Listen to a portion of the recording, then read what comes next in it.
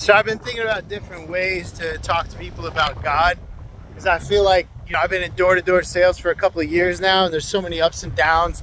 There's so many people just have a million objections by the time you even get to their door. And I was just thinking, like, if you can make somebody laugh, you can lower their defense. It's information that they don't really want, that they think they don't want. So if I could ever make a solar joke, like, things would always go pretty well for me. I'd go knock on somebody's door and be like, hey, blah, blah, blah, blah, solar. And they're like, yeah, it's a scam. Hey, listen, the government does really weird things when they're trying to save money. Last year they started selling weed. Usually that gets people to laugh.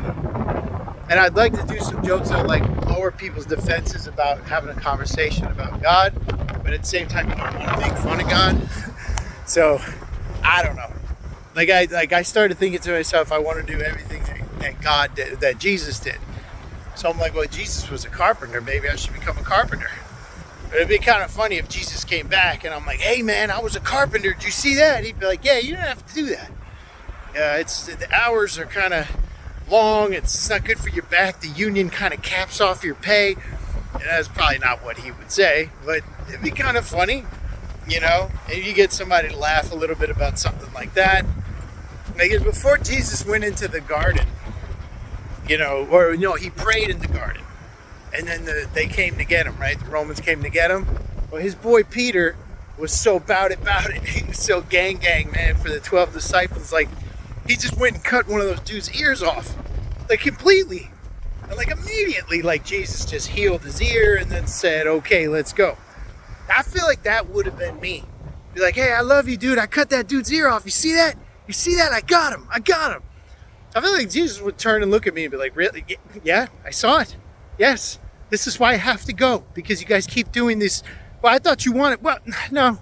I mean, they're already mad at me anyways. Like, now I have to go, and don't worry about it. It's all taken care of. Because he knew it was, he knew it was going to be that way. But just walking on the beach, man, thinking about God's presence, thinking about different ways to connect with people, honestly, it's pretty crazy.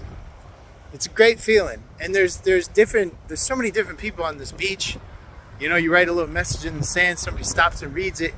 I'm trying to get the guts right now. I'm trying to grow the stones to possibly just start interviewing people on the beach.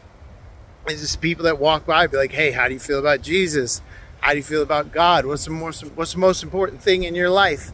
I probably should get a real camera if I'm going to be doing things like that. But it's been fun, man. It's been a real day.